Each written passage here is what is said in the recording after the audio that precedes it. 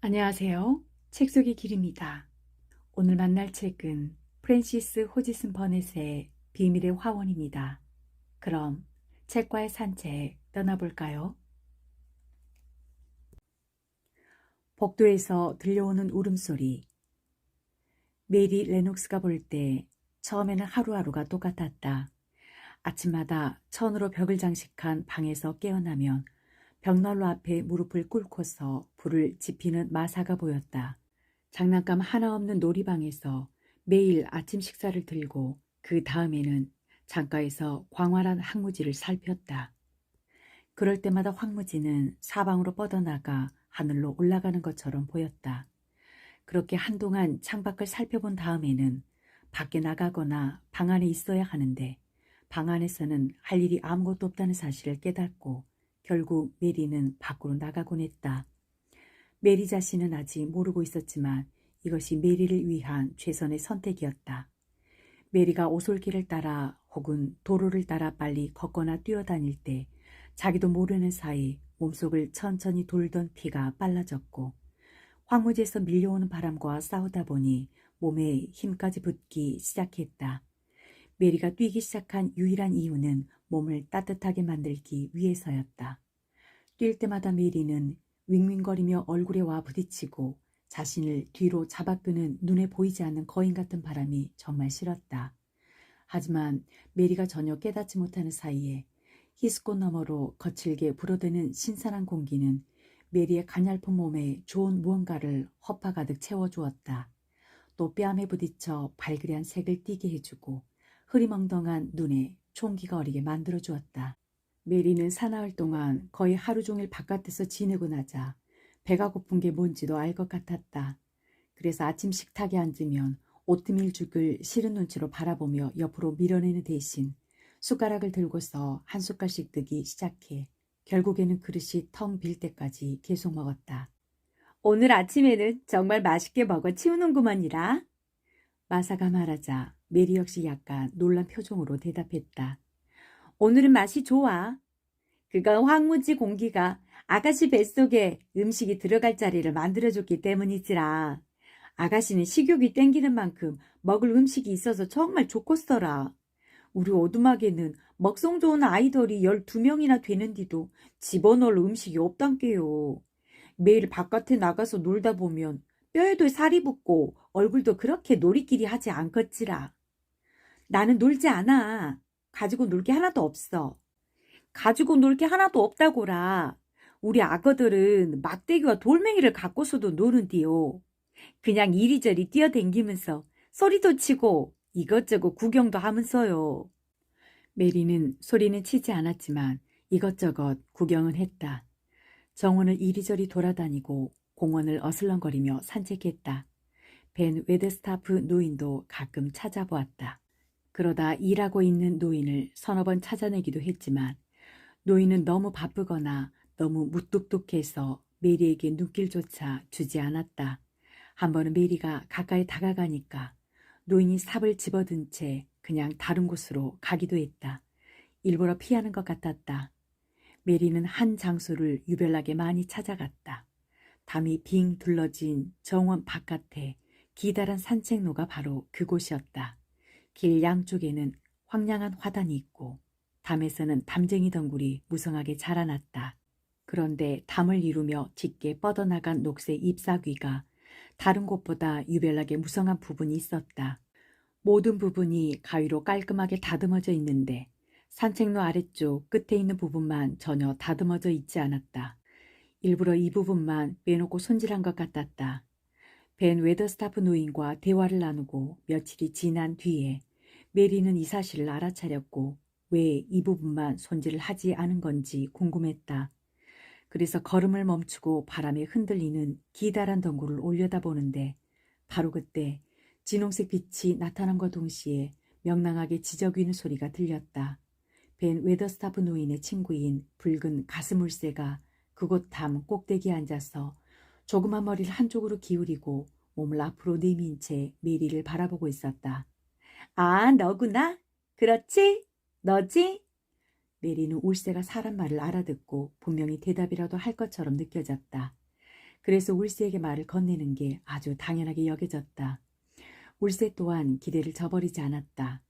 담을 따라 쫑쫑쫑 뛰어다니며 지지배배 지저귀는 모습이 마치 지금 무슨 말을 하는 것 같았다. 메리 아가씨도 울세가 말하는 소리를 이해할 것 같았다. 비록 인간의 말을 하는 건 아니지만 대강 이런 뜻인 것 같았다. 안녕하세요. 바람이 좋지요? 햇살이 좋지요? 모든 게 좋지요? 우리 함께 지지배배 지저귀며 쫑쫑쫑 뛰어요. 어서요. 어서요. 새소리를 듣고 메리가 웃기 시작했다. 새가 담을 따라 쫑쫑쫑 뛰기도 하고 조금씩 날기도 하자 메리도 새를 뒤쫓아가며 뛰었다. 깡마른 몸에 얼굴이 누렇게 뜨고 못생긴 불쌍한 메리가 순간적으로 예쁘게 보였다. 나는 내가 좋아. 나는 내가 좋아. 메리는 소리치면서 산책로를 또닥또닥 뛰어갔다. 그러면서 지지배배 지지배배 휘파람을 불려고 했는데 제대로 부러지지가 않았다. 하지만 울세는 아주 만족스러운 듯 메리에게 지지배배 휘파람을 불어주었다. 그리고 마침내 날개를 펼치고 나무 꼭대기로 곧장 날아가서 자리를 틀고 앉더니 우렁차게 노래했다. 메리는 울세를 처음 발견했을 때가 떠올랐다. 그때 울세는 제일 높은 나무까지 앉아 있었고 메리는 과수원에 서 있었다. 지금 메리는 과수원 건너편 담 바깥에 서 있었다. 훨씬 아래쪽이었다. 담 안에는 그 나무가 있었다. 메리는 혼자 속삭였다. 바로 저곳이 아무도 들어갈 수 없는 화원이 분명해. 문을 없앤 화원이 바로 저기야. 울세는 저곳에 살아. 아, 화원을 구경할 수 있다면 얼마나 좋을까? 메리는 첫날 아침에 들어간 녹색 문으로 이어진 길을 뛰어서 올라갔다. 그리고 다른 문으로 난 길을 따라 뛰어내려가서 과수원으로 들어가 가만히 서서 담 건너편에 있는 나무를 올려다보았다. 바로 그곳에서 노래를 막 끝낸 울세가 부리로 깃털을 다듬기 시작하고 있었다. 여기가 바로 그 화원이야. 분명해. 메리는 이렇게 말하곤 이리저리 걸어다니면서 과수원담을 찬찬히 살폈지만 예전에 보았던 것만 눈에 들어올 뿐 문 같은 건 없었다. 그래서 주방용 채소밭을 다시 가로질러 달려가서 담쟁이 덩굴로 뒤덮인 담 바깥의 기다란 산책로에 나갔다. 산책로 끝까지 걸어가며 문을 찾아보았지만 그곳에도 문 같은 건 보이지 않았다. 반대쪽 끝까지 걸어가며 다시 찾아보았지만 역시 문은 없었다. 정말 이상해. 진짜 문이 없어. 벤 할아버지도 문은 없다고 했지만 분명히 10년 전에는 있었을 거 아니야. 그러니까 크레이븐 고모부가 열쇠를 땅에 파묻었지. 메리는 곰곰이 생각할 게 많아지자 모든 게 흥미롭게 느껴졌다. 그래서인지 미셀 스웨이트 장원에 온 것도 전혀 슬프게 느껴지지 않았다. 인도에서는 항상 덥고 늘적지근한 기분이 들어서 그 어떤 것에도 제대로 관심을 기울일 수 없었다. 하지만 이곳에서는 황무지에서 불어오는 신선한 바람이 어린 메리의 머릿속 거미줄을 조금씩 날려버려 조금씩이나마 정신을 차릴 수 있었다. 메리는 거의 하루 종일 바깥에서 지냈다. 그러다가 밤이 되어 식탁에 앉으면 배가 고프고 나른하게 졸렸다. 마사가 수다를 떨어도 짜증스럽지 않았고 오히려 수다 떠는 소리를 더 듣고 싶어 했다. 그러다가 마침내 한 가지 물어봐야겠다는 생각이 들었다. 그래서 저녁 식사를 끝낸 다음에 벽난로 앞 양탄자에 앉아서 궁금한 걸 마사에게 물어보았다. 크레이븐 고모부가 그 화원을 싫어하시는 이유가 뭐야? 메리는 마사에게 하인 숙소로 가는 대신 자기와 함께 있자고 말했고 마사 역시 그러겠다고 했다. 마사는 아주 젊은 데다 동생들이 우글우글한 오두막 생활에 익숙했기에 아래층 널따란 하인 숙소가 오히려 따분하게 느껴졌다. 그곳에서 마부와 고참 하녀들이 마사의 요크셔 사투리를 놀려대거나 촌뚜기 어린애 취급을 하면서 자기네들끼리 둘러앉아 속닥거렸다. 마사가 메리방에 남은 건 수다를 떨고 싶기도 했고 인도에서 검둥이들의 시중을 받으며 살던 이상한 아이가 아주 신기하고도 재미있기도 했기 때문이다. 마사는 메리에게 허락도 받지 않고 양탄자에 앉으며 말했다. 아직거정 그 화원 생각을 하고 있단가요? 하긴 그렇겠지라. 나도 그 야그를 처음 들었을 때는 똑같았은 게예요. 그곳을 싫어하시는 이유가 뭐냐니까? 마사가 무릎을 구부린 다음 두 발을 엉덩이 밑으로 당겨 편안하게 앉았다. 저택 주변에서 쌩쌩 울었자는 바람 소리를 들어보시오. 오늘 같은 밤에 황무지에 나가면 서 있기도 힘들겠지라. 메리는 쌩쌩 울었짠다라는 말이 무슨 뜻인지 몰랐지만 곰곰 생각해보니 알 것도 같았다. 저택 주변으로 계속 달려들어 으스스하게 울어대는 공허한 바람 소리를, 눈에 안 보이는 거인이 저택에 달려들어 창문과 담을 부수고 들어오려고 몸부림치는 소리를 말하는 게 분명했다. 하지만 거인이 절대 안으로 들어올 수 없을 거라는 확신은 석탄이 빨갛게 타고 있는 실내 공간을 왠지 더 안전하고 따뜻한 곳으로 느끼게 해주었다. 어쨌든 고모부가 그곳을 그렇게 싫어하시는 이유가 뭐냐고. 메리는 바람소리를 듣고 나서 물었다. 마사가 알고 있는 내용을 꼭 듣고 싶었다. 마사는 결국 자신이 아는 내용을 털어놓았다. 조심하란께요. 메드록 부인이 그 야구를 하면 안 된다고 했음께요. 이 저택에는 입에 올리면 안 되는 야구가 아주 많지라. 크레이븐 주인님 명령이니께요. 주인님 일은 하인들이 신경 쓸 일이 아니라고 하신께요. 하지만 그 화호만 없었다면 주인님도 지금처럼 되지 않았겠지라. 그곳은 주인마님의 화원이었어라. 처음 결혼하면서 만들어 놓고 제일 좋아하셨지라. 꽃도 두 분이 직접 가꾸셨어라. 다른 사람은 아무도 들어가면 안 됐지라. 주인님하고 마님은 안에 들어가서 문을 잠그고 몇 시간이고 계셨는디 거기서 책도 읽고 말씀도 나누셨지라. 마님은 약간 어린 소녀 같은 면이 있었는디 화원 안에는 나뭇가지가 의자처럼 굽어서 앉기 좋은 늙은 나무가 있었어라. 마님은 장미가 그 너머로 자라도록 만들어 놓고 그 위에 올라가서 앉는 걸 좋아하셨었지라. 그러한 뒤 하루는 거기 앉아있는디 나뭇가지가 부러져 마님이 심하게 다쳤어라. 그러고는 다음날에 돌아가셨어라.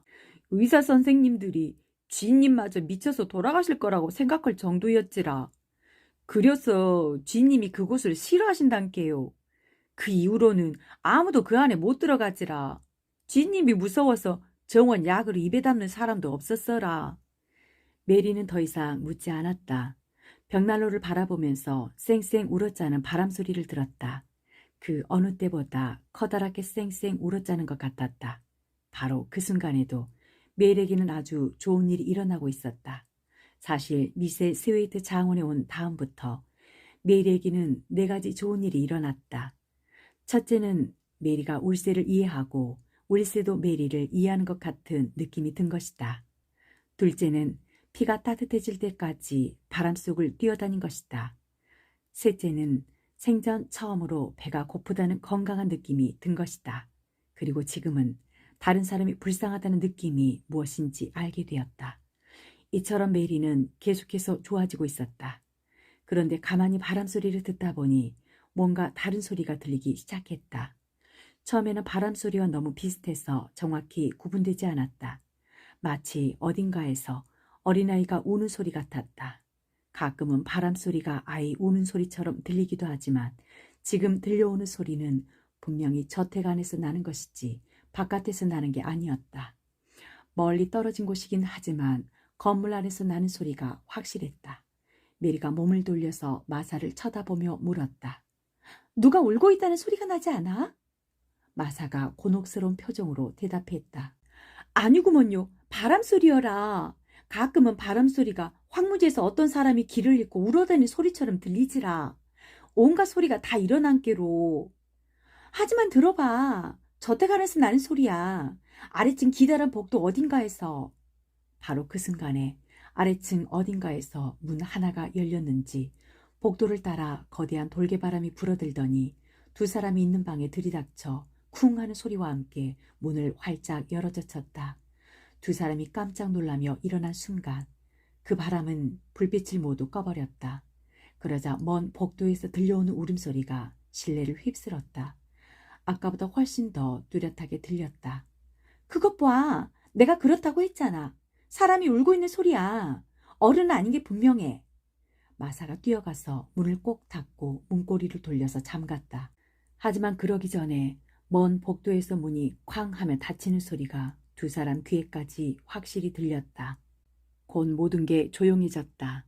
바람소리조차 쌩쌩 울었자는 걸 잠시 멈춘 것 같았다. 마사가 고집을 부렸다. 아까 그건 바람소리란께요. 만일 그게 아니라면 주방에서 일하는 어린 베티 버터워스가 우는 소리고요. 이가 아파서 하루 종일 고생이었음께. 하지만 마사의 몸짓에서 뭔가 어색하고 당황한 느낌이 배어나와 메리 아가씨는 마사를 뚫어져라 쳐다보았다. 마사는 지금 사실대로 말하지 않는 게 분명했다. 아이가 울었어. 정말이야. 이튿날은 비가 다시 억수처럼 쏟아졌다. 창밖을 내다보니 회색 빗줄기와 먹구름이 황무지를 거의 가려버렸다. 오늘은 밖에 나갈 수가 없을 것 같았다. 오두막에 있을 때 이렇게 비가 오면 뭘 하고 지내? 메리가 묻자 마사가 대답했다. 서로 발밑에 깔리지 않으려고 애쓰면서 지내지라. 야, 그럴 때는 우리 식구가 징하게 많은 것처럼 보이지라.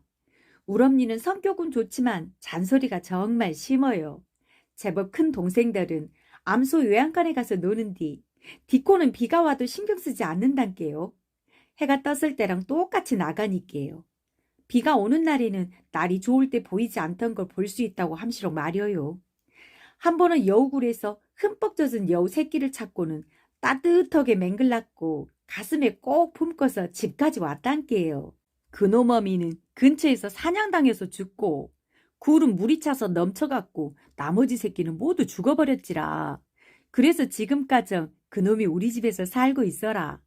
그리고 또 언젠가는 물에 빠져서 반쯤 죽은 까마귀 새끼도 집에 데려왔는데 이름은 껌댕이라고 짓고는 길을 들였어라. 디콘이 어디를 가든 폴짝폴짝 뛰기도 하고 날기도 하며 쫓아다닌단께요. 마침내 메리는 마사의 친근한 말투도 싫어하지 않게 되었다. 마사가 수다 떠는 소리가 오히려 재미있게 들리더니 입을 다물거나 다른 곳으로 가면 서운한 느낌마저 들기 시작했다. 인도에서 살 때 아야가 해준 여러 가지 이야기는 방 4칸짜리 조그만 황무지 오두막에서 먹을 것이 턱없이 부족한 상태로 14명이 살아가는 마사의 이야기와 아주 달랐다. 마사네 집에선 아이들이 한 배에서 태어난 착하디 착한 콜리, 즉 양치기 개나 애완견으로 기르는 영국산 개 새끼들처럼 함께 뒹굴며 재미있게 지내는 것 같았다.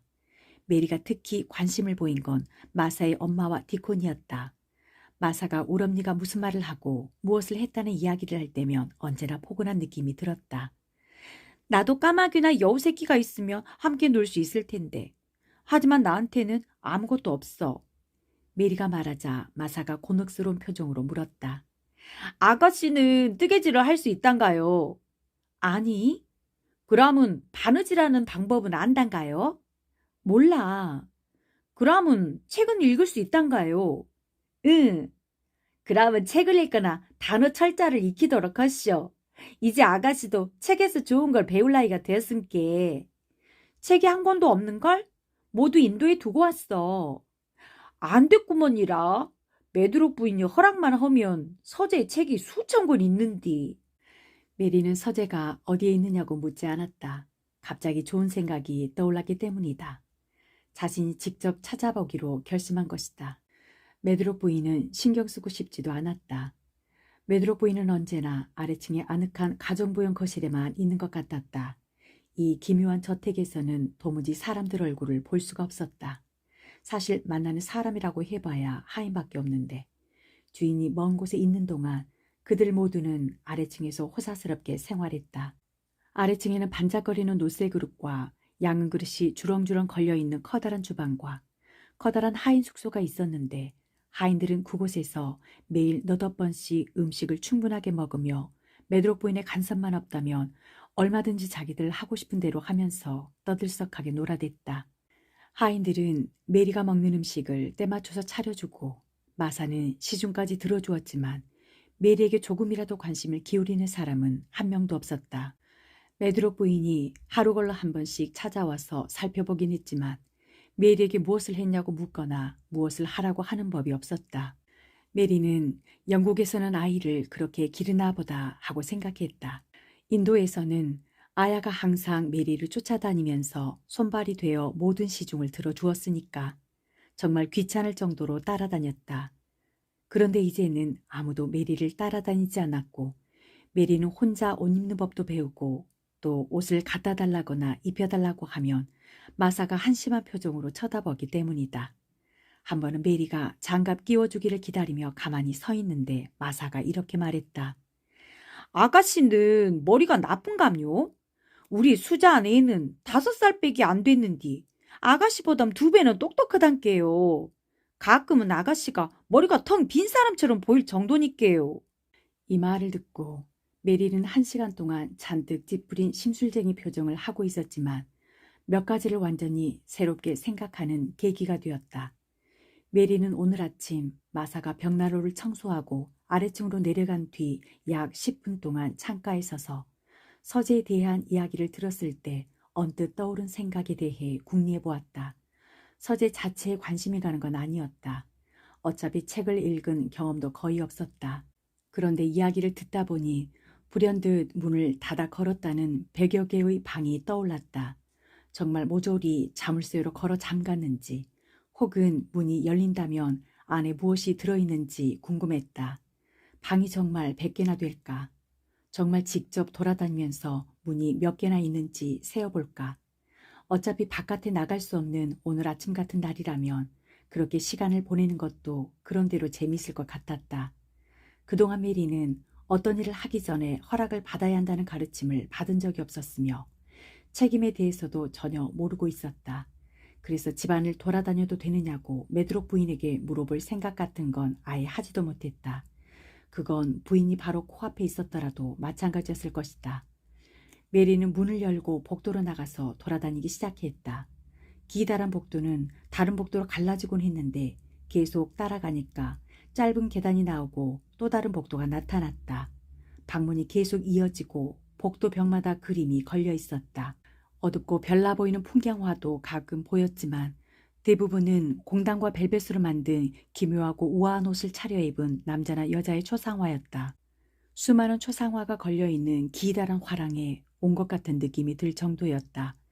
이렇게 많은 초상화가 걸려있는 집이라곤 전혀 생각도 못했다. 메리는 이곳을 천천히 걸어가며 다양한 얼굴을 바라보았다. 그림 속 사람들도 메리를 바라보는 것 같았다. 인도에서 온 여자아이가 자기네 저택에서 뭘 하고 있는지 궁금해하는 표정 같았다. 개 중에는 아이들 초상화도 있었다.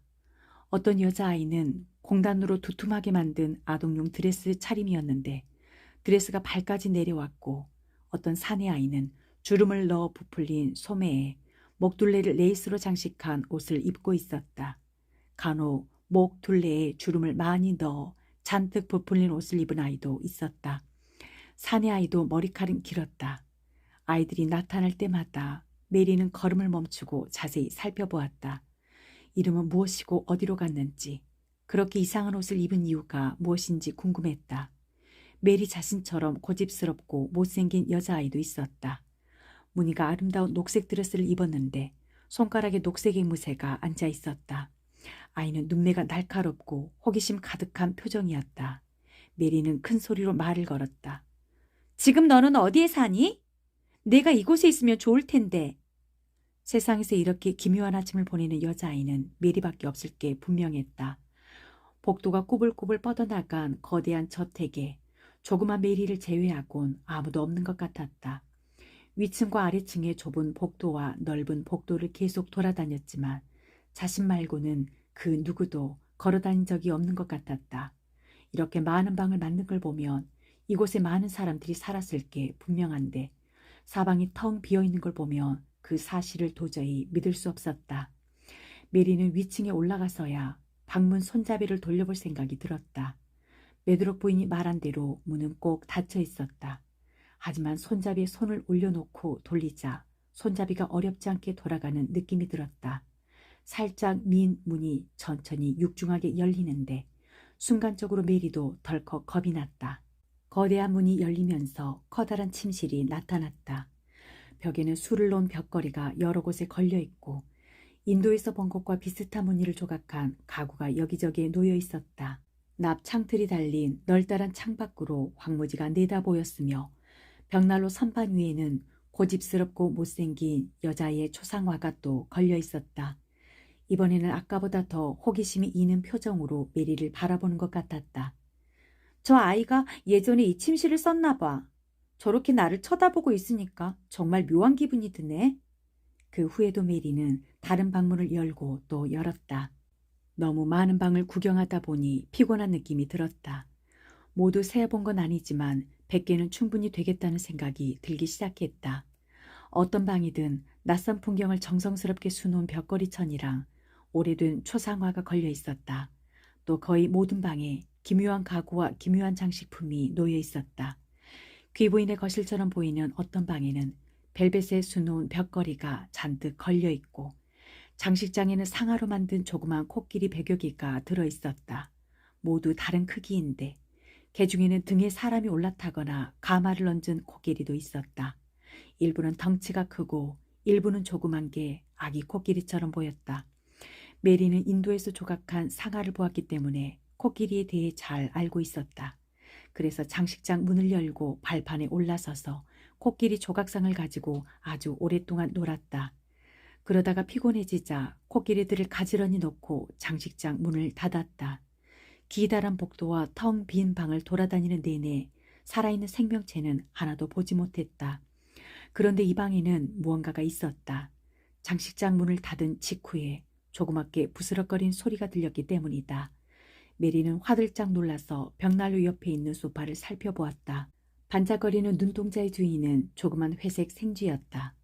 쿠션 안으로 파고들어 그곳에 아늑한 둥지를 만든 것이었다.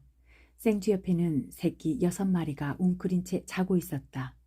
100여 개나 되는 방에 살아있는 생명체가 전혀 없다고 생각해도 7마리 생쥐 가족은 전혀 외로워 보이지 않았다. 이놈들이 저렇게 겁만 내지 않는다며 모두 데려갈 텐데. 메리가 아쉬워하며 말했다. 오랫동안 돌아다니느라 너무 피곤해서 이제 더 이상은 돌아다닐 수 없을 것 같았다. 그래서 메리는 발길을 돌렸다. 두세 차례 엉뚱한 복도로 접어들었다가 길을 잃어 다시 길을 제대로 찾기 위해 위아래로 헤매기도 했다.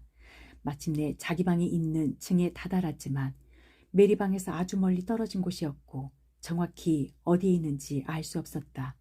메리는 천에 술을 놓은 벽걸이가 걸려있는 짧은 복도 끝에 가만히 서서 중얼거렸다. 이번에도 길을 잘못 접어든 것 같아. 어떤 길로 가야 하는지 모르겠어. 어쩌면 사방이 이리도 조용하다. 메리가 가만히 서서 이 말을 중얼거리자마자 어떤 소리가 정적을 깨뜨렸다. 이번에도 우는 소리였다. 하지만 지난밤에 들었던 울음소리와는 아주 달랐다. 여러 벽을 지나면서 소리가 작아지긴 했지만 아이가 짜증을 부리며 짧게 우는 소리였다. 어제보다 가까운 곳이야. 지금 울고 있어. 메리가 말했다. 심장이 빠르게 뛰었다. 메리는 근처에 있는 벽걸이 장식천에 별 생각 없이 손을 올려놓았다가 깜짝 놀라며 뒤로 펄쩍 물러났다. 벽걸이 장식천이 활짝 열린 문을 가리고 있었는데 그 너머로 또 다른 복도가 이어져 있는 것이었다. 그리고 바로 그곳에서 메드록 부인이 열쇠 꼬르미를 손에 든 채 아주 짜증스러운 표정으로 다가오는 중이었다. 지금 여기서 뭐 하는 거예요? 내가 뭐라고 했죠? 메드록 부인이 메리의 팔을 잡아당기면서 소리치자 메리가 변명했다. 모퉁이를 잘못 돌았어요. 어느 길로 가야 하는지 몰라서 이러고 있는데 아이가 우는 소리가 들렸어요. 메리는 지금 이 순간 메드록 부인이 정말 미웠다. 하지만 조금 후에는 더 미워하게 되었다. 아가씨는 아무런 소리도 못 들은 거예요. 아가씨 놀이방으로 당장 돌아가지 않으면 뺨을 때리겠어요. 부인은 이렇게 말하고 나서 메리의 팔을 잡은 채로 밀고 당기면서 복도를 지나 다른 복도로 접어들었다. 그리고 마침내 메리의 방 앞에서 문을 열고 메리를 안으로 밀었다. 이제 있으라고 하는 곳에 얌전히 있어요. 그렇지 않으면 자물쇠를 채워놓을 테니까. 주인님께서 아가씨에게 가정교사를 붙여야겠다고 말씀하셨는데 그러는 게 좋겠어요. 아가씨에게는 쫓아다니면서 감시할 사람이 필요해요. 나는 지금도 할 일이 너무 많아요. 메드록 부인이 밖으로 나가면서 문을 쾅 닫았다. 메리는 벽난로 양탄자에 가서 앉았다. 화가 나서 얼굴이 하얗게 변했다. 하지만 울지는 않았다. 이만 바드득 갈았다. 그러면서 혼자 중얼거렸다. 아이가 울었어. 정말이야. 분명해. 벌써 우는 소리를 2번이나 들었으니 언젠가는 알아낼 수 있을 것 같았다. 오늘 아침만 해도 정말 많은 사실을 알아냈다. 마치 오랜 여행을 다녀온 듯한 기분이 들었다. 앞으로 언제나 시간을 즐겁게 보낼 수 있는 방법을 찾아낸 데다 상아 코끼리들과 재미있게 놀았고 벨벳 쿠션에 둥지를 튼 회색 생쥐와 그 새끼들까지 구경했으니 말이다. 화원의 열쇠. 그 일이 있고 이틀이 지난 후에 메리는 눈을 뜨자마자 곧장 침대에서 일어나 앉아서 마사에게 소리쳤다. 황무지를 봐! 황무지를 보라고! 밤사이에 폭풍우가 끝나고 바람이 회색 안개와 구름을 싹 몰아낸 상태였다. 이제는 바람도 멈추어 환하고 새파란 하늘이 황무지 위로 드높이 솟아올랐다. 메리는 이렇게 새파란 하늘을 꿈에도 본 적이 없었다. 인도의 하늘은 언제나 뜨겁게 타오르기만 했다. 그러나 지금 이곳의 하늘은 새파랗게 맑은 게 마치 바닥이 없는 아름답고 거대한 호수의 수면처럼 반짝거렸다. 그리고 높이 솟아오른 청명한 하늘 여기저기에 눈처럼 하얗고 조그만 새털구름이 떠다녔다. 끝없이 뻗어나간 황무지조차도 우울한 검은 자줏빛이나 끔찍하게 무서운 잿빛이 아니라 부드러운 파란빛으로 보였다. 마사도 명랑하게 웃으며 대답했다. 야, 인자는 폭풍우가 끝났구만이라. 매년 이맘때가 되면 이렇게 되니께요. 언제 그랬냐는 듯이 그리고 두 번 다시 안 그럴 것처럼 하룻밤 사이에 말끔하게 변하지라. 인자 봄이 오고 있은께요. 아직 멀긴 했지만 어쨌든 오고 있지라. 나는 지금까지 영국은 항상 비가 오거나 아니면 구름이 잔뜩 끼어있다고 생각했어. 오메 아녀라. 절대 그렇지 않죠이. 검댕이 잔뜩 묻은 솔 사이에서 마사가 쪼그려 앉은 자세를 고치며 말했다. 그게 무슨 뜻이야? 메리가 진지하게 물었다. 인도에서도 원주민들은 다양한 사투리를 사용했다. 사투리가 어찌나 각양각색인지 원주민들끼리도 서로 못 알아듣는 경우가 많았기 때문에 메리는 마사가 자신이 못 알아듣는 말을 사용해도 전혀 놀라지 않았다. 첫날 아침에 그랬던 것처럼 마사가 웃으면서 천천히 상세하게 대답했다. 아차, 또 나왔네. 메드록 부인이 고쳐야 한다고 하셨는디. 지가 또 요크셔 사투리를 썼단께요. 절대 긁지 않초잉 이라는 말은 절대로 그렇지 않다라는 뜻이지라. 하지만 이걸 다 말하면 너무 길어지니까요. 요크셔는 해가 쨍하게 떠오르면 시상에서 해가 제일 잘 비치는 곳이지라. 아가씨도 조금 있으면 황무지를 좋아하게 될 거라고 지가 말했지라. 인자 조금만 지달리면 황금빛 가시금작화랑 활짝 핀 양 골담초랑 보라색 종처럼 생긴 히스코치랑 퍼덕퍼덕 날아댕기는 나비 수백 마리랑 윙윙거리는 벌이랑 하늘 높이 솟구쳐 올라 노래하는 종달새도 보게 된다게요. 그러면 아가씨도 뒷곤이 그러는 것처럼 해가 뜰 때부터 질 때까정 하루 종일 바깥에서 살려고 허겄지라. 나도 너희 집에 가볼 수 있을까? 메리가 뭔가 생각에 잠긴 표정으로 창문 너머 새파란 하늘을 바라보면서 물었다. 하늘은 너무나 새롭고 드넓었으며 놀라운 색상이 펼쳐져 있었다. 모르겠어라. 지가 볼 때 아가씨는 태어나서 다리를 거의 안 쓴 것 같은데요. 지 오두막까지는 7km나 되는데 아가씨가 7km나 걸을 수는 없겠지라. 너희 오두막을 꼭 보고 싶어. 마사는 호기심 어린 표정으로 잠시 메리를 바라보더니 소를 집어들고 장작 받침쇠를 다시 문지르기 시작했다. 못생기고 야윈 메리의 길고 조그만 얼굴이 지금 이 순간은 첫날 아침에 보았던 것과 달리 그리 찌무르게 보이지는 않는다는 생각이 들었다. 여동생 수잔 앤이 무언가를 간절히 원하는 표정과 똑같아 보였다. 울 엄니한테 물어보겠구만요. 울 엄니는 무슨 일을 어떻게 해야 하는지 잘 알고 있은게요.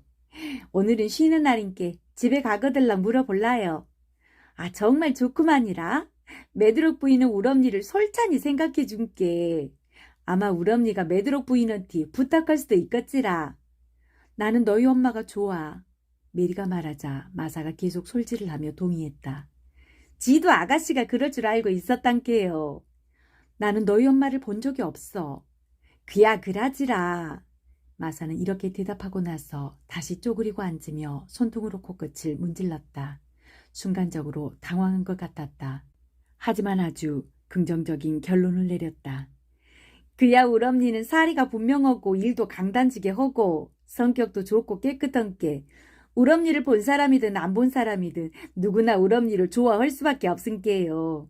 그래서 지도 쉬는 날에 엄니를 보러 집으로 갈 때는 황무지를 지나면서 기뻐서 껑충껑충 뛴단게요. 나는 디콘도 좋아. 그런데 디콘 역시 본 적이 없어. 메리가 덧붙이자 마사가 씩씩하게 말했다.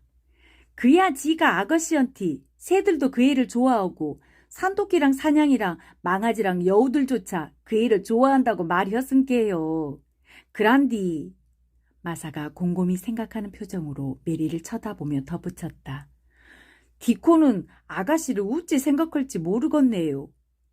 디코는 나를 싫어할 거야. 누구나 그러니까.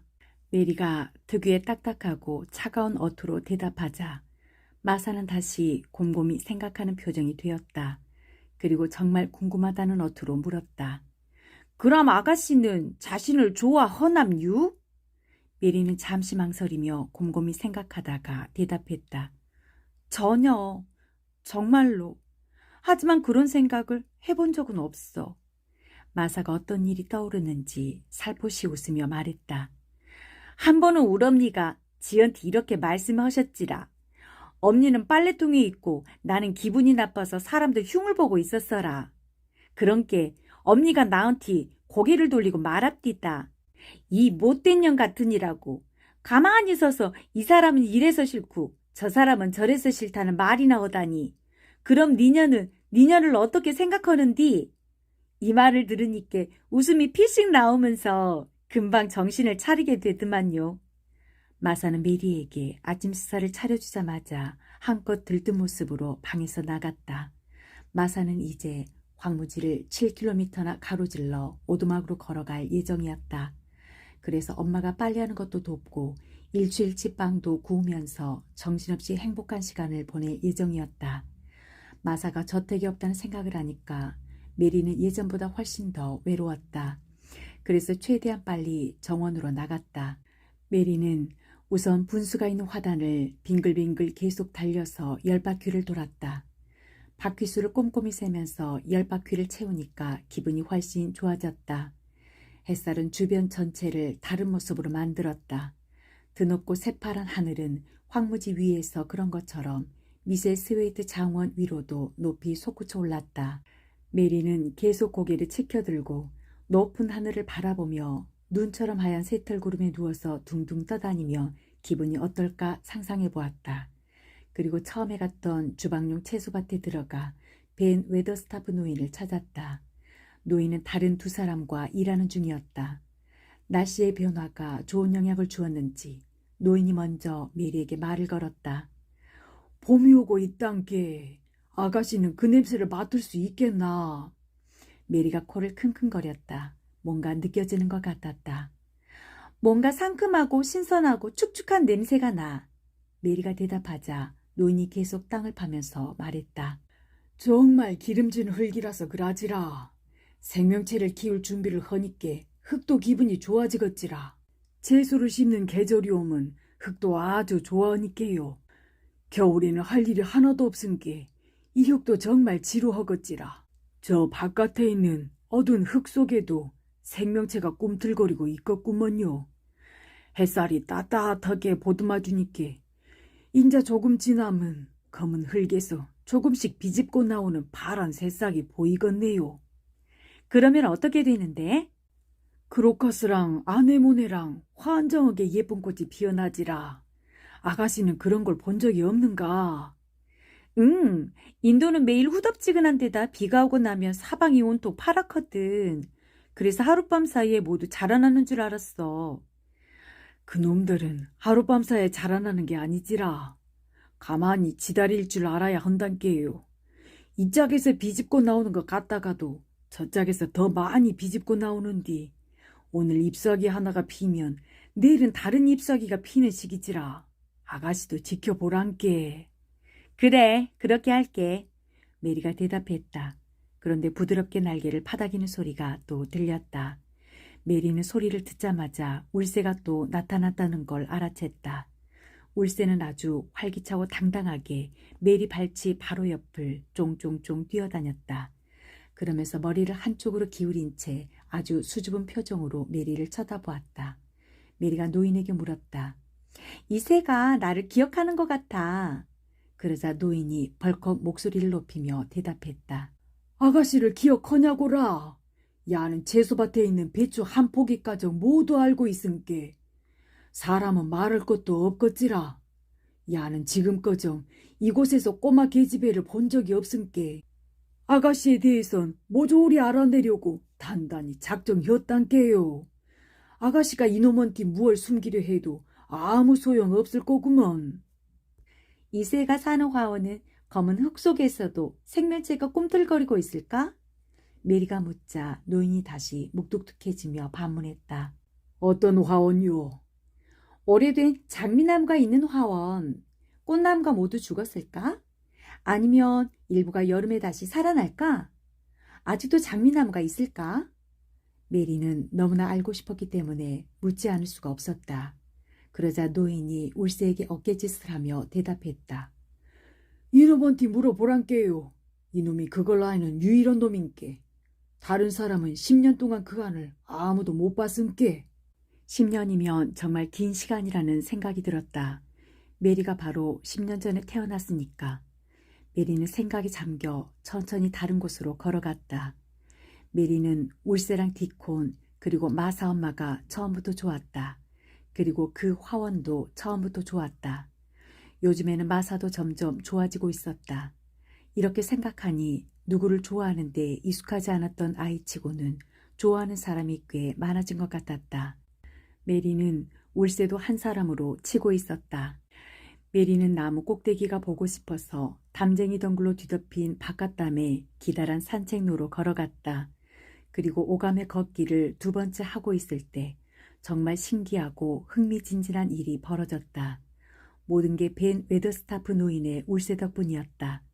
지지배배 지저귀는 소리가 들려서 왼편에 있는 휑한 화단을 쳐다보니 울새가 쫑쫑쫑 뛰어다니며 부리로 흙을 쪼아대는 척하고 있었다. 마치 자신은 메리를 따라온 게 아니라고 주장하는 것 같았다. 하지만 메리는 울새가 자신을 따라왔다는 걸 깨달았다. 그와 동시에 놀라움과 기쁨이 온몸 가득히 차올라 몸이 약간 떨릴 정도였다. 너는 나를 분명히 기억하는구나. 분명히 기억해. 너는 정말 이 세상 그 무엇보다도 예쁜 새야. 메리는 달콤하게 지저귀듯 말을 걸었고 울새는 꼬리를 퍼덕이고 쫑쫑쫑 뛰면서 지지배배거렸다. 마치 무슨 말을 하고 있는 것 같았다. 새의 붉은 가슴은 공단으로 만든 조끼 같았는데 가득 부풀린 조그만 가슴이 너무나 멋지고 우아하고 아름다워서 마치 자신이 비록 울새이긴 하지만 사람처럼 아주 중요한 존재라는 걸 메리에게 과시하는 것 같았다. 그리고 메리가 가까이 더 가까이 접근해서 고개를 숙이고 울새 목소리를 그대로 흉내내는 걸 울새가 허락해 주는 것 같았다. 그 순간 메리 아가씨는 자신이 지금까지 심술쟁이로 살았다는 사실을 훌훌 털어버렸다. 아, 메리가 그렇게 가까이 다가갈 수 있게 울새가 허용했다는 사실을 생각해보라. 울새는 메리가 무슨 일이 있어도 자신을 손으로 잡지 않을 것이며 어떤 식으로든 조금도 놀래키지 않을 거란 사실을 분명히 알고 있었던 것이다. 울새는 진짜 사람이기 때문에 이 세상 그 누구보다 착한 사람이기 때문에 그걸 안 것이다. 메리는 너무 행복해서 감히 숨도 쉴 수 없었다. 화단도 사실은 완전히 휑한 건 아니었다. 겨울을 나라고 다년생 식물을 뿌리만 남기고 줄기는 잘라내 꽃이 없긴 했지만 화단 뒤편에는 높고 낮은 꽃나무들이 함께 자라나고 있었다. 울새가 바로 그 밑에서 쫑쫑거리며 뛰어다녔다. 메리는 이제 막 파헤쳐진 조그만 흙더미 위로 뛰어오르는 울새를 보았다. 울새는 그곳에서 벌레를 찾고 있었다. 흙이 파헤쳐진 건 개 한 마리가 두더지를 잡기 위해 구멍 깊숙한 곳까지 발로 긁어댔기 때문이었다. 메리는 그곳에 구멍이 생긴 이유도 모른 채 가만히 쳐다보고 있는데 흙더미 안에 뭔가가 묻혀있는 게 보였다. 녹슨 쇠나 노쇠고리 같은 물건이었다. 울새가 근처에 있는 나무로 날아오르자 메리는 손을 내밀어 고리를 집어들었다. 그런데 그것은 단순한 고리가 아니었다. 오랫동안 묻혀있던 낡은 열쇠였다. 자리에서 일어난 메리 아가씨는 손가락에 걸려있는 열쇠를 겁에 질린 표정으로 살펴보았다. 그리고 속삭이듯 말했다. 아마 이게 10년 동안 묻혀있던 열쇠일 거야. 그래, 화원 열쇠가 분명해. 길을 알려준 울새. 메리는 아주 오랫동안 열쇠를 바라보았다. 이리저리 돌려보며 곰곰이 생각했다. 이미 말했듯이 메리는 무엇이든 어른과 상의하고 허락을 구하는 훈련이 되어 있는 아이가 아니었다. 메리가 생각할 수 있는 건 만일 이게 잠긴 화원의 열쇠라면, 그리고 잠긴 문을 찾아낸다면 그 문을 열어서 담 안에 무엇이 있는지, 오래된 장미나무는 어떻게 되었는지 알 수 있을 거라는 정도가 전부였다. 메리가 화원을 꼭 구경하고 싶었던 건 그 화원이 아주 오랫동안 잠겨 있었기 때문이다. 지난 10년 동안 그 안에서는 아주 이상한 현상이 일어났을 것이고 다른 곳과는 분명히 다를 것 같았다. 게다가 화원이 마음에 든다면 매일 그곳에 가서 문을 잠그고 혼자서 마음대로 놀 수 있을 것이다. 메리가 어디에 있는지는 아무도 모를 것이다. 화원문은 여전히 잠겨 있고 열쇠는 땅속에 묻혀 있다고 생각할 테니까. 이렇게 생각하자 메리는 기분이 아주 좋아졌다. 메리는 문이 잠겨 있는 신비로운 방이 100여 개나 되는 저택에서 장난감도 하나 없이 항상 혼자 놀다 보니까 멈췄던 두뇌가 움직이고 상상력도 깨어나기 시작했다. 황무지에서 불어오는 신선하고 강렬하고 순수한 공기가 큰 역할을 했다는 건 의심할 여지가 없었다. 황무지의 공기는 메리의 식욕을 돋웠고 바람은 메리의 피를 활발히 돌게 만들었다. 황무지의 공기와 바람은 메리의 정신 또한 똑같이 자극했다. 인도에서는 항상 너무 덥고 늘적지근한 데다 몸까지 약해 무슨 일에든 그다지 마음을 기울일 수가 없었다. 하지만 이곳에서는 관심이 가는 것도 많고 하고 싶은 것도 많았다. 메리는 그 이유를 알 수 없었지만 심술쟁이 기질이 훨씬 많이 줄어든 것은 느낄 수 있었다. 메리는 열쇠를 주머니에 넣고 산책로를 오르내리며 걸었다. 자신을 제외한 그 누구도 이곳에 오지 않는 것 같아서 메리는 천천히 거닐며 담을, 아니 그 위에서 자라는 담쟁이 덩굴을 살필 수 있었다. 담쟁이 덩굴은 방해물이었다. 아무리 자세히 살펴보아도 번들번들 무성하게 자라는 진녹색 잎사귀만 보였다. 메리는 정말 너무나 실망스러웠다. 담을 따라 천천히 걸으며 그 너머에 있는 나무 꼭대기를 바라보는 동안 메리의 심술쟁이 기질이 조금씩 되살아났다. 메리는 바로 옆에 있는데도 안에 들어갈 수 없는 현실이 정말 어이없다고 혼자서 중얼거렸다. 그리고 주머니에 열쇠를 넣어둔 채 저택으로 돌아가면서 밖으로 나올 때마다 항상 이 열쇠를 지니고 다녀야겠다고 마음을 먹었다. 그래야 숨겨진 문을 찾자마자 곧바로 들어갈 수 있을 테니까. 메드록 부인은 마사에게 오두막에서 하룻밤 자고 천천히 와도 좋다고 허락했지만 마사는 어느새 돌아와서 아침 일찍부터 맡은 일에 열중하고 있었다. 두 뺨이 어느 때보다 발그스름한 게 아주 상쾌한 표정이었다. 새벽 4시에 일어났단 게요. 새들이 깨어나고 산토끼들이 이리저리 뛰어다니고 해가 떠오르는 황무지는 정말로 아름답지라. 계속 걸어온 것도 아니어라. 도중에 어떤 사람이 마차를 태워줘서 정말이지 너무나 즐거웠단 게요. 하루를 밖에서 보내고 돌아온 마사에게서는 이야기가 끊이지 않았다.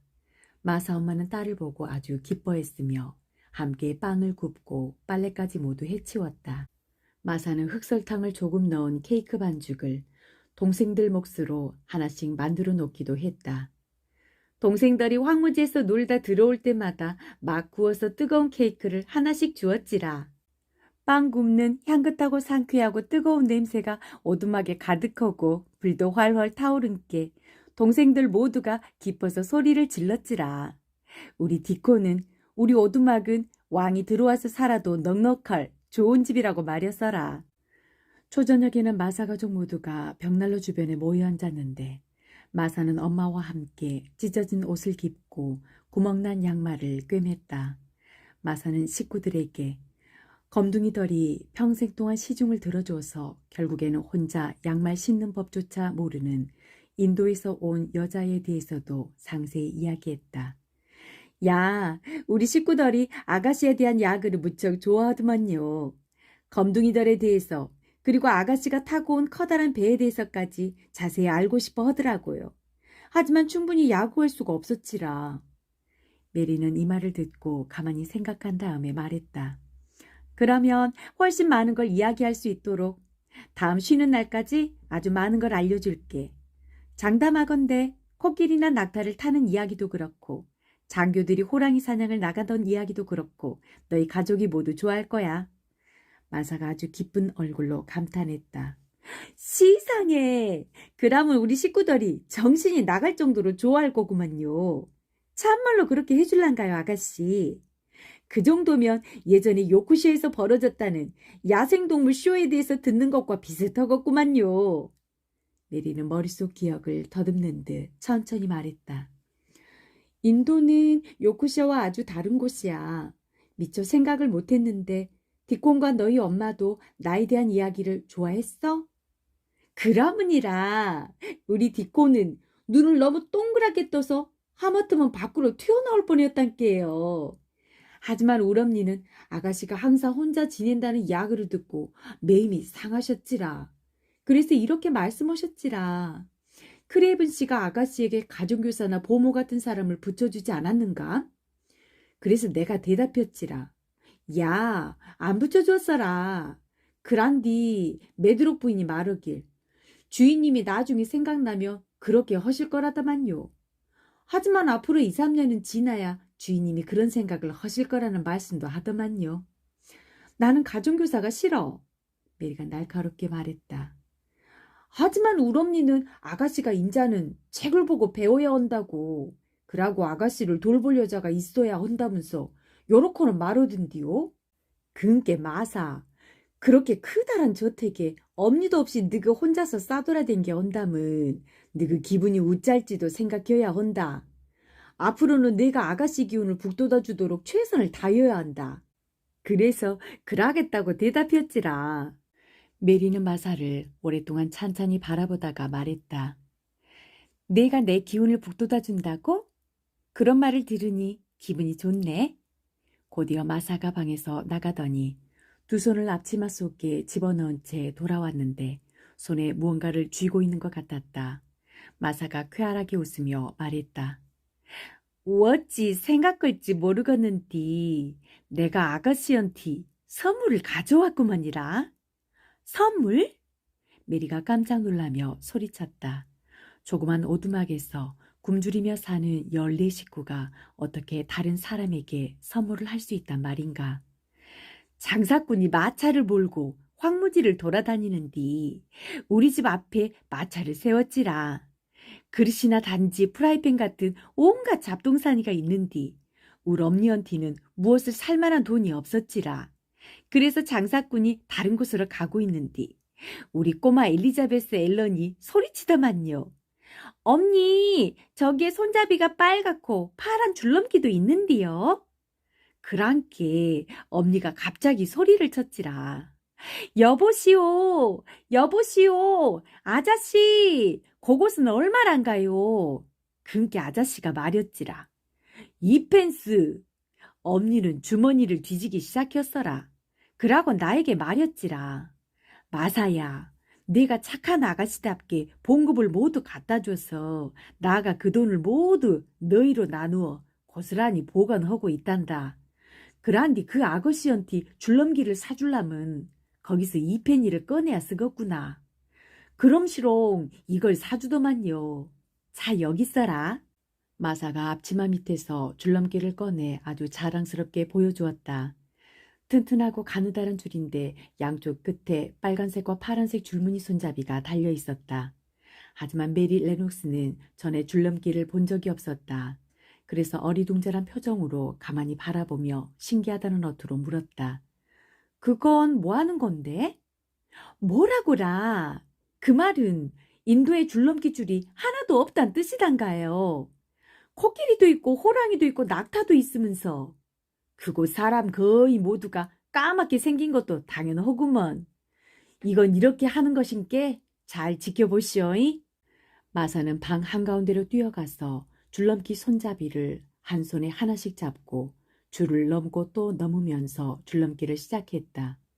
메리는 의자를 돌려놓고 마사를 가만히 쳐다보았다. 오래된 초상화에 담겨있는 기묘한 얼굴들도 모두 마사를 바라보면서 오두막에 사는 이 하녀가 어떻게 바로 자신들 코밑에서 겁도 없이 저럴 수 있냐며 의아해하는 것 같았다. 하지만 마사는 그들에게 시선도 주지 않았다. 메리 아가씨의 얼굴에 나타난 관심과 호기심이 즐거울 뿐이었다. 그래서 계속 줄을 넘으며 숫자를 세더니 100번을 채우고 나서야 줄넘기를 멈추었다. 예전에는 이것보다 많이 넘을 수 있었는데요. 13살 때는 500번이나 넘었을게요. 하지만 그때는 지금처럼 뚱뚱하지도 않고 연습도 많이 했지라. 메리가 서서히 재미를 느끼며 의자에서 일어났다. 재밌어 보여. 너희 엄마는 참 친절한 분이야. 나도 그렇게 줄넘기를 할 수 있을 것 같니? 메리가 말하자 마사가 줄넘기 줄을 건네주며 재촉했다. 한번 해보시오. 잉? 처음부터 100번을 넘을 순 없지만 연습하면 좋아지겠지라. 우리 엄니도 이렇게 말씀하셨으니께. 우리 엄니 말이 그 아가씨에겐 줄넘기보다 좋은 게 없단께. 이것은 아이언티 제일 좋은 장난감인께. 아가씨가 밖에 나가 공기가 신선한 곳에서 이걸 하도록 켜. 그러면 팔과 다리가 쭉쭉 늘어나고 힘도 붙을 텐께. 허더만요. 메리 아가씨가 줄넘기를 시작해보니 두 팔과 두 다리에 힘이 별로 없다는 사실이 분명하게 드러났다. 실력은 형편없었지만 메리는 줄넘기가 너무 좋아서 멈추고 싶지 않았다. 옷을 껴입고 밖으로 뛰어가서 줄넘기를 하시지라. 우리 언니도 시간이 날 때마다 아가씨가 바깥에 나가도록 하라고 했단께요. 비가 살짝 와도 옷을 따뜻하게 걸치고 나가래요. 메리는 외투와 모자를 걸치고 줄넘기를 팔에 둘렀다. 그러곤 바깥으로 나가려고 문을 열다가 갑자기 무언가를 떠올리곤 아주 천천히 돌아와서 말했다. 마사, 내가 번 봉급이니까 이 페니는 실제로 내 돈이잖아. 고마워. 메리가 뻣뻣하게 말했다. 다른 사람이 자신을 위해 해준 일에 관심을 기울이거나 고마워하는 데 익숙하지 않았기 때문이다. 그래서 고맙다고 말하고는 달리 어떻게 하면 좋을지 몰라서 한 손을 내밀었다. 마사 역시 이런 일에는 익숙하지 않은 듯 그 손을 어색하게 잡으며 살며시 흔들었다. 그러고 나서 웃으며 말했다. 야, 아가씨는 정말 이상한 할머니 같구먼이라. 우리 엘리자베스 앨런이었다면 이럴 땐 나한테 뽀뽀를 이었을 텐디.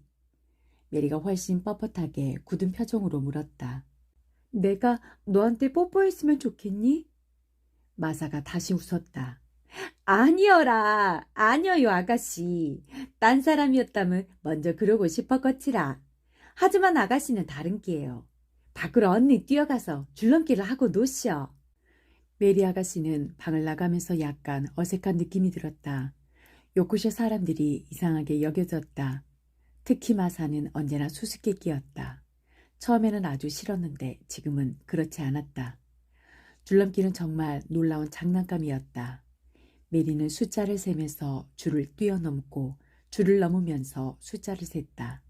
뒷뺨도 아주 발그스름하게 변했다. 태어나서 이렇게 재미있는 것 처음이었다. 태양은 반짝거리고 바람은 가볍게 불었다. 거친 바람이 아니라 이제 막 일군 땅에 신선한 향내를 싣고 신선하게 불어오는 상쾌한 돌바람이었다. 메리는 줄넘기를 하면서 분수대 화단을 한 바퀴 돌고 산책로로 오르내렸다. 그러다가 마침내 줄넘기를 하면서 주방용 채소밭으로 들어갔다.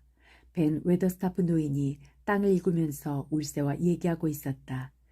울새는 노인 주변을 쫑쫑쫑 뛰어다녔다. 메리는 줄넘기를 하면서 벤 노인을 향해 다가갔다. 노인이 머리를 들고 호기심 가득한 표정으로 메리를 바라보았다. 메리 역시 벤 노인이 자신에게 눈길을 줄지 궁금하던 참이었다. 줄넘기하는 모습을 꼭 보여주고 싶었다. 야, 시상해. 아가씨도 결국엔 악의였구먼이라. 이제분께 아가씨 피 속에도 시큼한 버터밀크 대신 아그들 피가 흐르는 것 같네요. 줄넘기 때문에 두 뺨이 발그스름하게 변한 게 내 이름이 벤 웨더스타프인 것만큼이나 분명하겠지라. 아가씨가 줄넘기를 할 수 있다니 도저히 믿을 수가 없구먼요. 처음 해보는 거야. 이제 막 시작했어. 아직은 20번밖에 못해. 계속 하다 보면 이교도랑 살았던 것 치고는 몸이 아주 좋아지겠지라.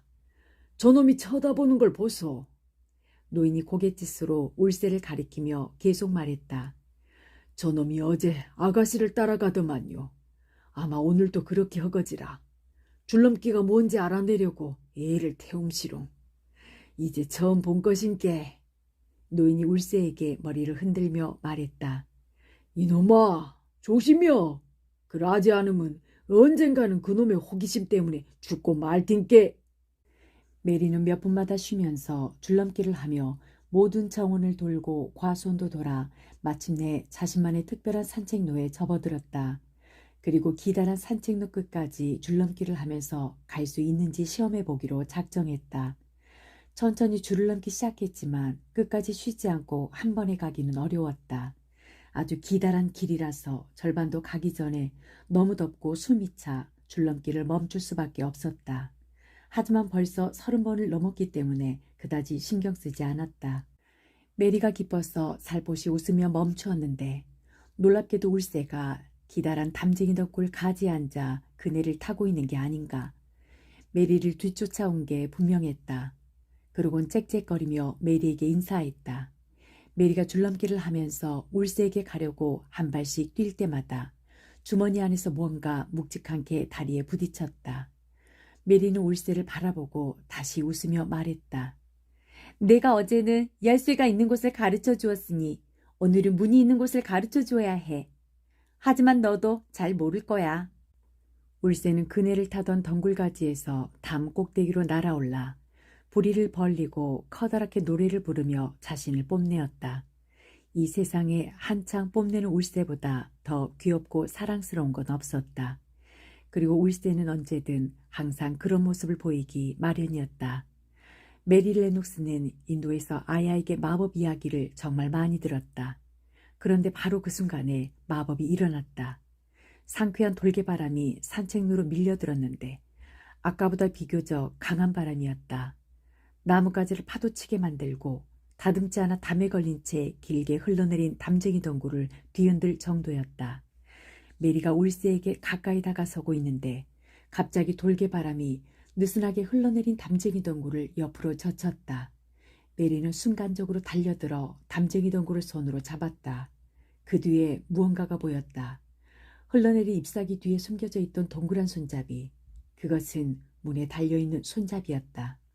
메리는 잎사귀 밑으로 두 손을 집어넣고 무성한 담쟁이 덩굴을 옆으로 밀고 당기기 시작했다. 나무와 철문 너머까지 빡빡하게 뒤엉켜 있는 부분도 있었지만 전체적으로 담쟁이 덩굴은 흔들리는 커튼처럼 느슨하게 매달려 있었다.